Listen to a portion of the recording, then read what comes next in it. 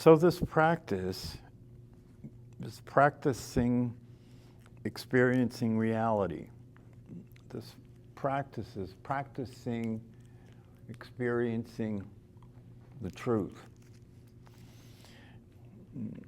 And recently I have been saying here that this formal practice is the beginning, it's the beginning of discovery. This formal practice is the beginning of discovering things as they are. It's the beginning of discovering your true nature.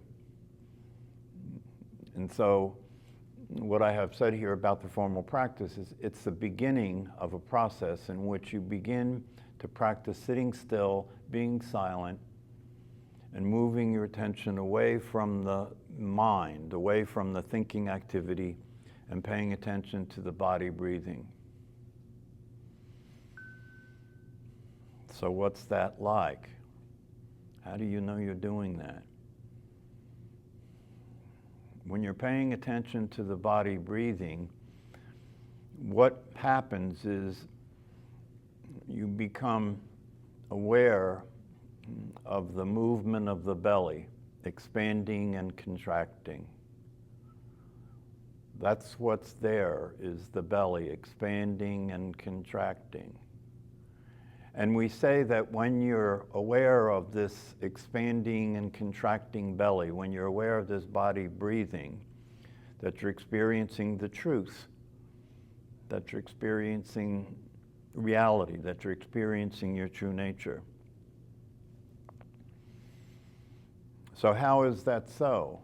Because when you move your attention away from thinking and we're aware of the body breathing, that awareness occurs to us as the belly expanding and contracting. Not thoughts about it, simply the belly expanding and contracting, simply the body breathing. So how is this experiencing the truth? How is this experiencing our true nature? This awareness that's aware of the belly moving. So is the belly moving our true nature? We're looking at the body breathing. Is the belly moving our true nature? The answer to that is yes.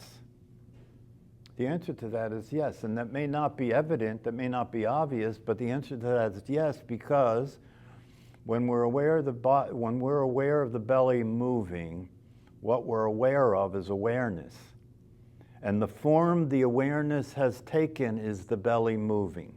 You get that? So what you're aware of is aware of awareness. When we're in the thought activity, the awareness is overridden by, replaced by, I am aware of the body breathing. When I move attention away from that to simply being aware of the body breathing, now all that I am aware of is the movement of the belly expanding and contracting as the body breathes. And therefore there is no I am aware of the body breathing. There is just the body breathing. And when I am aware of the body breathing, when I am the awareness of the body breathing, I am aware of awareness, because the body breathing is awareness, appearing as the body breathing. The body breathing is awareness, appearing as the body breathing. Now, the reason that that's useful is because that's true about everything we pay our attention, we give our attention to. We're aware of the body breathing, and I say that when you're aware of the body breathing and there's no I am aware of the body breathing, right? That you're experiencing the truth, the awareness of the body breathing. And the body breathing is the awareness in the form of the body breathing. Therefore, everything that you see is awareness in the form of what you're looking at. Huh? Everything you see is awareness in the form that you're looking at. So if we then go to practice the informal practice, because the informal practice is walking the path. The formal practice is practicing the practice. The formal practice is practicing the practice, getting good at practicing the practice, getting good, getting stronger, strengthening the muscle of attention, getting stronger at being aware of attention and being able to maintain attention where I place it. That's called concentrating attention. Bringing my attention to a wide attention, bringing it to a laser-like attention, focusing the energy of attention on the belly breathing. And then relaxing the body, allowing the experience of the truth to occur. The truth being that I am the awareness of the belly, I am the awareness of the body breathing, and when I'm aware of that, when I am the awareness of the belly, I am aware of awareness, because the belly is awareness having the form of the belly, like that. So if you go to practice the informal practice, right, which is resting as awareness for brief moments as often as possible, that's now you're walking the path. The formal practice is practicing meditation, right? When you practice meditation in your life instead of in a controlled setting, you're walking the path now. Why? Because you are now practicing experiencing your true nature in life, not outside of life, in life, as life occurs, under all circumstances. So some people have said, well, okay, if I'm going to rest as awareness as many times as possible, for short moments, as many times as possible, how do I know I'm doing that, right? That's the question the personality will bring up. How do I know I'm doing that? Maybe I'm not doing it right. I don't want to practice the wrong thing, right? Here's the deal. Based on what I just said earlier about when you're aware of the belly breathing, you're aware of awareness, because the belly breathing is awareness. Right? The same thing is true when you go to practice resting as awareness.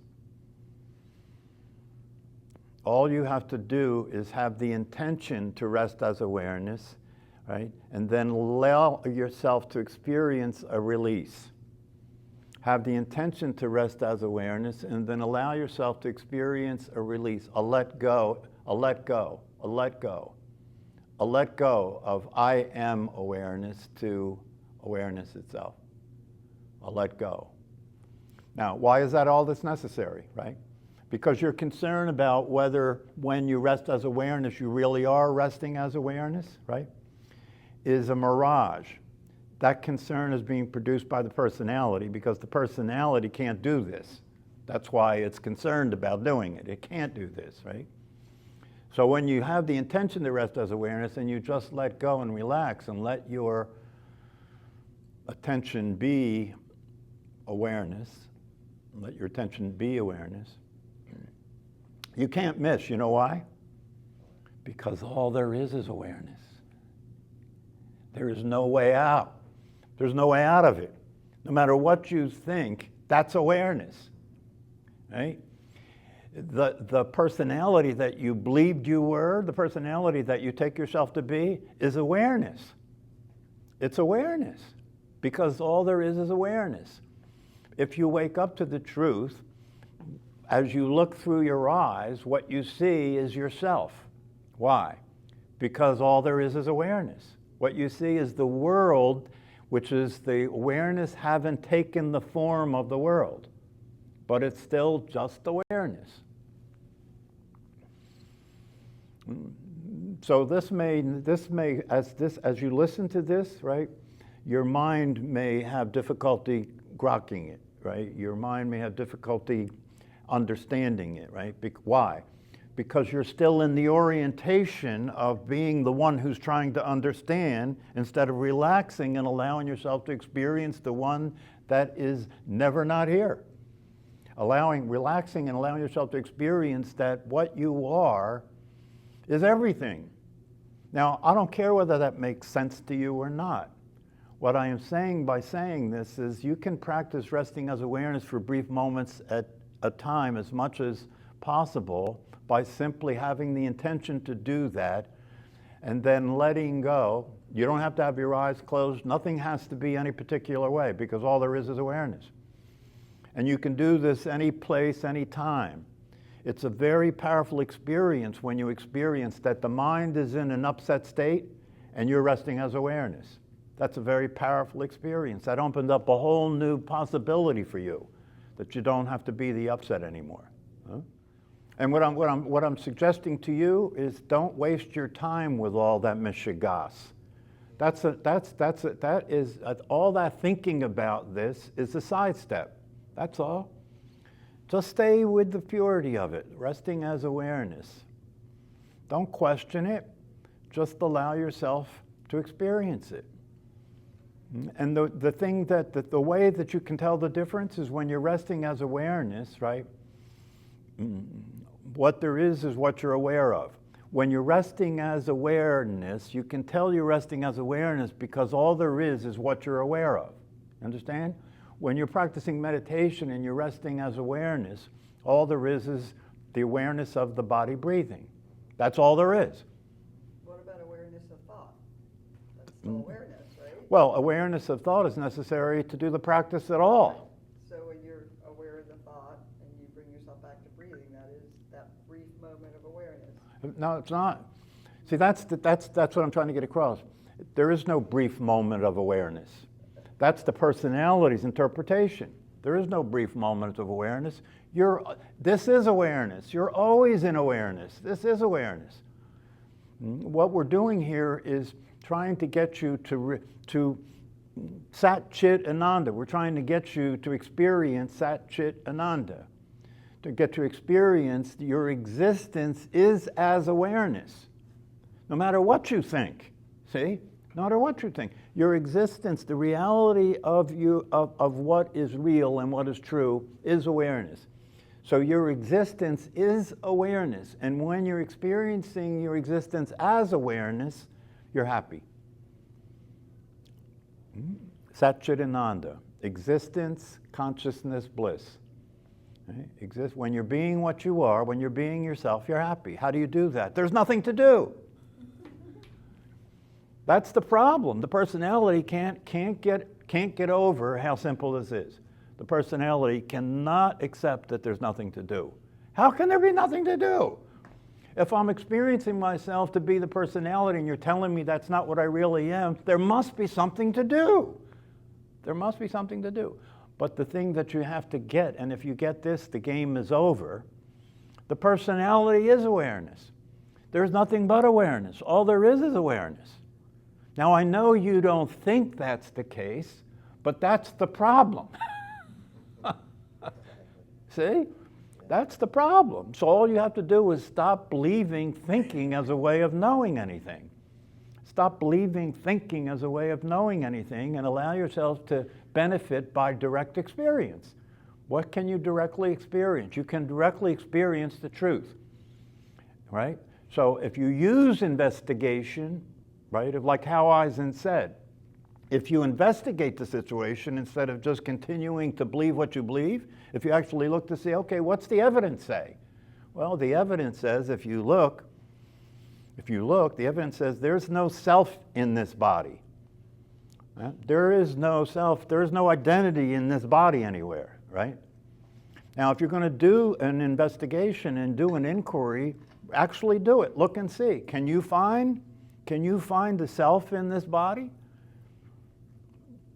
You know, a lot of people think, oh, there's a self somewhere here behind my eyes. There's a self somewhere here. But a lot of doctors have done autopsies that nobody's ever found the self there. All they find is blood and bones and tissue and nerves. Nobody ever found. Brain surgeons have yet to find the self in the brain. So there's been an investigation done physically, and there's nothing in here. There is no self in here, right?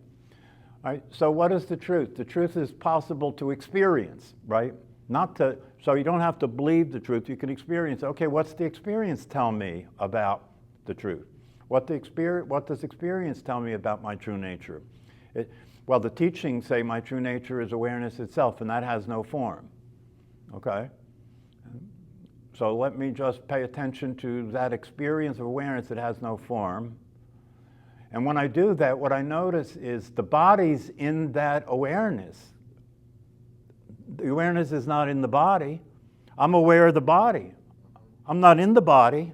I'm aware of the body. I'm looking at it from outside. This is like the truth. This is direct experience, you know? I'm looking at this body from outside. I'm not inside looking out. My hand's not looking at me. I'm looking at my hand, right? So what happens when you begin to take this process, when you begin to take the truth on, you start paying attention to the evidence instead of what you believe. Why do you have to believe what you are when what you are, there is nothing more obvious in the entire universe? Why do you have to believe what you are when what you are is the most obvious reality there is? Why would you believe it? Why would you have to believe anything? Well, the reason that people think that they have to believe what they are is because they can't accept the idea that what they are has no form, right? I can't accept the idea that what I have, how could I be no form? That doesn't work. I have to have a form. I have to have a body. I have to have a personality, right? I can't accept myself as the formless awareness. How am I going to be the formless awareness? So if I go to a party and I introduce myself and I say, hello, what's your name? Well, I had a name, but that's not what I am. I'm awareness. It's not going to work, right? So what you have to do is you have to get yourself in balance, right? Getting yourself in balance means that I used to only believe that I was the physical body and the personality. Now, through practicing meditation, I've had a direct experience that that's not actually the case. And now I'm aware that I'm awareness itself. So now I'm aware that I'm awareness itself. And because I'm aware that I'm awareness itself, that has now shown up. That is now there all the time, and I'm aware that it's there all the time. So when I think of myself as a personality, and I know that that's not true because I've experienced my true nature, I will still consider myself a personality as a convention. I will still consider myself a personality as a necessary form to be in the world, right? But now I won't be a crazy personality. Because if I consider myself to be a personality and I think that the personality is actually what I am instead of what I'm using to be in the world, right? Then I'm going to be nuts. I'm going to be nuts. Why am I going to be nuts? Because I'm going to want to be happy. I'm going to want to experience peace. I'm going to want to experience satisfaction. And I can't do it because I'm trying to do it as something that's not real. But if I come to have a direct experience of my true nature as awareness itself, now there's a real experiential reality in existence, and that real experiential reality can actually be happy. And it doesn't have to do anything to be happy. It's its nature. It's just its nature. That's why if you practice these practices and you go through the repetition necessary, right? Because you got to where you are now through repetition, didn't you? Yeah, when you were a little kid, you didn't know what you were doing, but you were a little kid. Every morning you would get up and repeat, I am David. I am David. When they ask me my name, I'm going to remember my name is David. You practiced it every day, right? Until you didn't have to practice it anymore, right? Because you were so certain that it was true that you were David, that now you're being David. Now you're being David instead of just learning that you're David and that you have to repeat that, right? So now to get out of that, you have to do the same thing, repetition. You have to Sat Chit Ananda, Sat Chit Ananda, Sat Chit Ananda, right? You have to use that as a mantra. Keep reminding yourself, oh, wait a minute, I'm not this body. Oh, wait a minute, I'm not the personality. You know, what I am is limitless, is far beyond that, and what I am can experience well-being at any time, happiness, peace, and satisfaction. Now my life can be fulfilled. Now I can be here and experience what life has to offer me because I'm no longer trying to experience it from a place that doesn't exist. It is a miracle. It is a miracle because it's an incomprehensible phenomenon, right? You can never know it. It's impossible to know it. It's beyond that. It's beyond concepts. You are beyond concepts. See, that's the thing. When one of my teachers has said is if you experience your true nature, if you experience that which is limitless, if you experience that which is beyond concepts, if you experience that which is always happy, satisfied, and peaceful, Why would you want to not meditate? That's beautiful. You know, when you experience your true nature, that's the experience you want to have more than anything else, right? Because it's completely fulfilling. It's completely fulfilling. No more wanting, no more desire, no more trying to be happy, no more working on being a good person. I can throw all that aside now because my natural way of being is to be ethical. My natural way of being is to be what I am, and what I am is love itself. What I am is love itself. Why is it love itself? Because if I understand that all there is awareness, right, then there's nothing but me.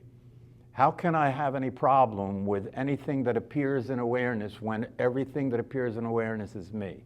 How can I not love that? How can I not be in an affinity with that? How can I not want to experience that with consistency and stability in my life? So that my relationships can work, so that I can take care of the transportation, right? So that I can get the transportation to last as long as possible. And so I can prepare for the end of the transportation. So I can prepare for when this wears out and dies, right? That I can be there and experience that just the way I'm experiencing the body breathing. I am not what's breathing, I'm aware of what's breathing. And when death comes, I am not what's dying, I'm aware of what's dying. That's what's available. That's, you know, I get that for most people that is a very hard to believe thing, isn't it? Look at what they did in Christianity. You know, what was the thing that Christianity was based on, right? The fact that Jesus Christ, what? Resurrected, right? Why was that the focus? Because what that's the focus of is that you're not the body, isn't it? Yeah. So if that's true and if that's real, it means it's possible for you to experience that it's true and it's real and live the life as what you are instead of believing what people tell you you were. And as you live the life of what you are, life continues to get smoother and easier and more fun and more enjoyable. And you don't take what's happening in the world seriously. You don't take what's happening in the world seriously because you know experientially and directly because of your experience and your practice that all there is consciousness itself. So what looks like a dramatic reality, what looks like terrible things, war and politics and all the craziness that's going on, right, is nothing but awareness playing. That's nothing but awareness playing. There is no real death. Nothing can really happen. Right? It's just a conceptual experience that's occurring. It's awareness having taken the form that it's taken as the world happening the way it's happening. But it's nothing but a conceptual realization. It's nothing but a conceptual perception. It's nothing but a conceptual perception. It's awareness that has taken that form. Why did it take that form, right? Because when awareness came into this world and identified itself with the body that you have, right? It was exposed to the ongoing reality that was happening, right? And so that's what it took on. That's why you see the world the way you see it. That's why the world is the way it is. So you can enjoy the show instead of being horrified. You can enjoy what's happening instead of thinking that it's real. You're watching a movie. This is awareness having taken this form. Now, awareness, the potential that awareness has, it can take any form, which means everything and anything is possible, right? But we believe that possibilities are limited, don't we? We believe that only certain things are possible, right? But in truth, everything is possible. And if you start to allow yourself to let that in, you can start to experience things that are beyond imagination.